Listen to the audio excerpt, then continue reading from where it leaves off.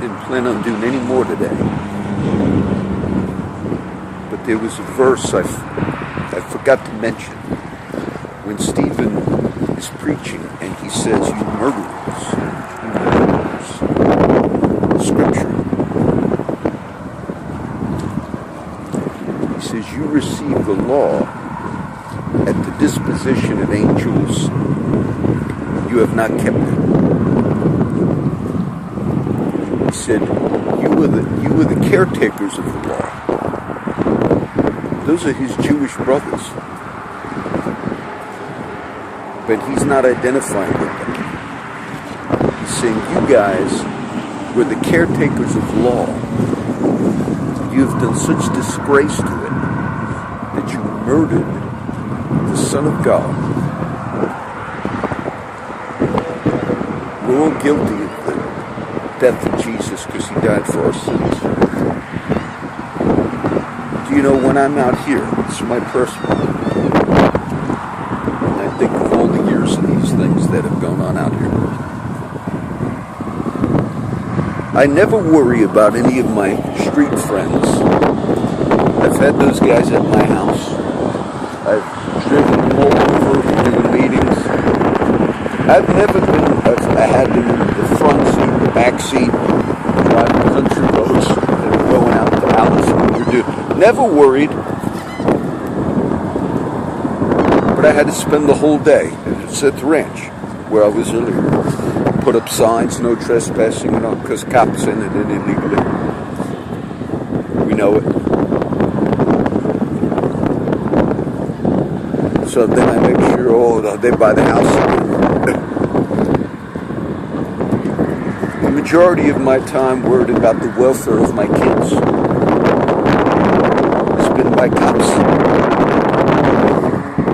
The headaches, the worries, they see him driving by, that particular instance. Oh, they're driving by again, Dad. You've received the law. You're a bunch of lawbreakers. Those of you that have engaged in it.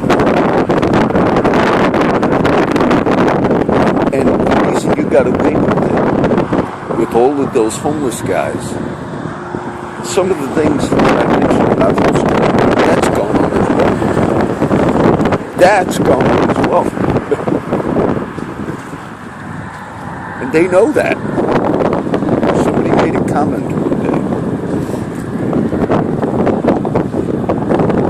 that they make them perform that again. Certain ones.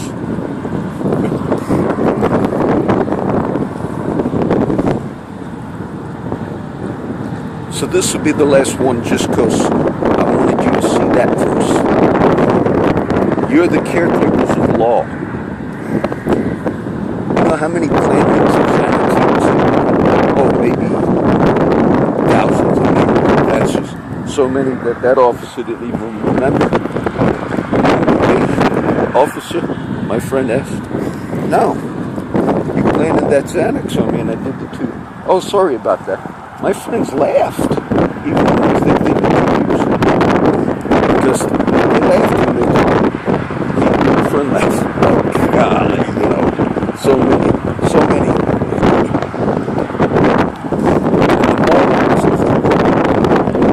That knew all of that went on, and they just want to have their nice retirement. And my friend lives on his block. He had to move back. The chief was living out of town, I guess. Had to move back because I remember my friend was telling me. I visit him regularly. Used to. You got a nice plan for your life and all. And the victims of whether it's the Holst Clause or whatever, they were deemed as less than human. That officer in that case targeted, and that's because some of the friends that were coerced and all, they were people from the street, and they got used to it. One time, Huey had a legitimate arrest. It's very easy to make up arrests for them because you just say, "Oh, you had no trespassing going on." So it's very easy to make up arrests. Not hard. The system here cycles them through. I remember Judge Sandra Watts had jury duty once. She gave a long, I thought it was actually a little self-serving, because everybody's there. They didn't know who was going to stay or leave.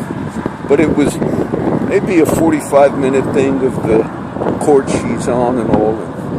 And she talked about, the history. And you have disgraced, by allowing all of that, my friends that actually went. I remember you've disgraced that.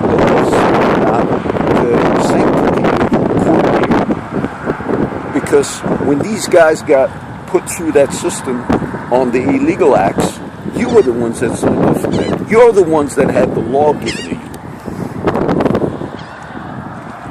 My friend John King, none of these are new stories. He was one of the first halfway house rescuers.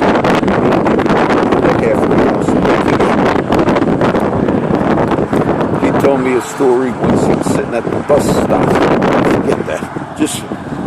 And a cop rolled up, and he told it to me sort of like my friend with the Xanax planting. Like, can you believe that? Some of these guys just get used to it. It's such a disgrace. And he said, the cop said, what are you doing?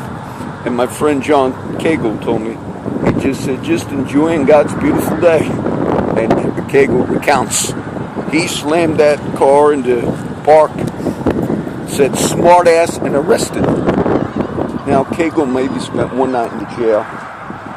What would that cop put on the report? He was disrespectful. This ain't your boy. I guess Holtzclaw, when he was getting all those victims, he just deemed it as this is one of the fringe benefits of my job. And guys here have done that. And there's such a history of it. And the guys were always surprised how blatant it was. How blatant. And I just know from the few, the ones you've heard are like the few.